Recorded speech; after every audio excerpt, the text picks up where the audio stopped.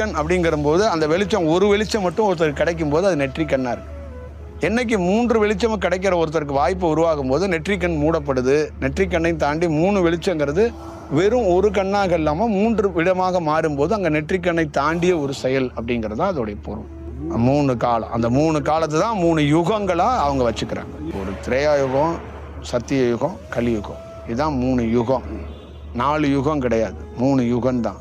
அந்த 3ஐயும் தான் 3 காலமா பிரிக்கிறாங்க.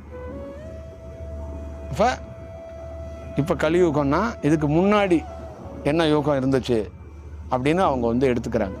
அப்ப இதுக்கு அப்புறம் என்ன யுகம் வரப்போகுது அப்படிங்கிறாங்க. அப்ப நீங்க இப்ப இருக்கிறீங்க பிரசன்ஸ்ல, இதுக்கு முன்னாடி என்னவா பிறந்தீங்க, எதோட தொடர்ச்சியில நீங்க இங்க வந்தீங்க, இப்ப என்னத்துக்காக நீங்க வந்தீங்க, இது என்ன செயல், புண்ணிய கர்மாவா பாவ கர்மாவா, இது ரெண்டும் தீர்க்கப்பட்டு உங்களுக்கு என்ன வடிவத்தை கொடுக்கப்படணும்.